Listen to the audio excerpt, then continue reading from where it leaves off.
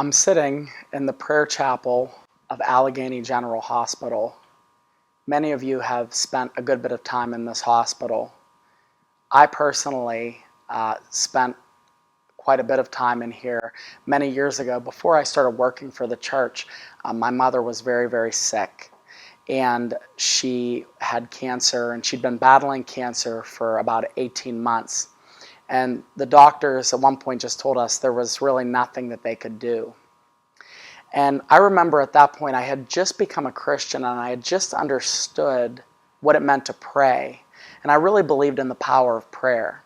So I came down to this chapel, and many times, many nights when I was here, I would read my Bible, and I would open it up and read different passages of Scripture, and I would pray and ask for God to heal her, and ask that that would be God's will, that she would be okay, and that maybe she would make a miraculous recovery. I mean, it's definitely possible that God could do it.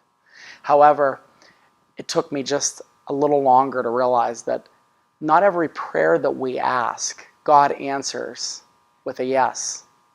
In fact, a lot of times, the answer is no. And so I remember one day I was really troubled, and I said, okay, God, I really want you to heal my mom. I really want you to heal her and change this circumstance.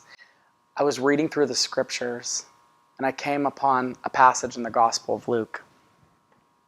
In the Gospel of Luke, it says in Luke chapter 22 that Jesus was praying, and this is moments before he would be arrested and put through a mockery of a trial, and eventually he would be crucified. And there was this point in which he prayed, and this real intimate conversation he has with his Father. And he says, Father, if you are willing, please remove this cup from me. He said, Father, I don't want this to happen this way. I'd like this to pass. And, that's what I prayed about my mom. I don't want her to die. I want her to stay. And I know many of you have prayed for loved ones, and you've prayed for healing, and you've prayed for circumstances to change.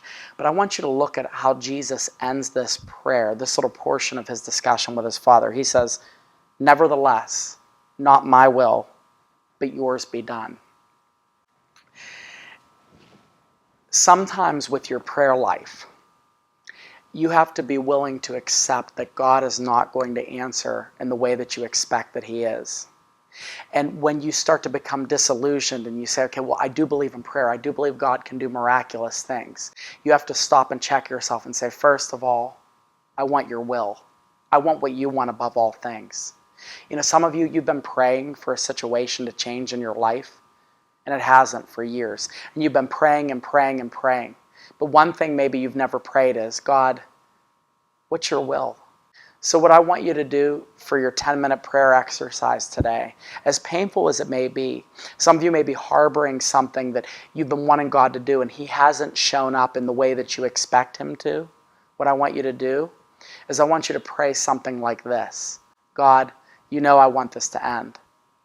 But if this is not your will, then I want you to give me the grace and the strength to accept it. I want you to make me get used to this.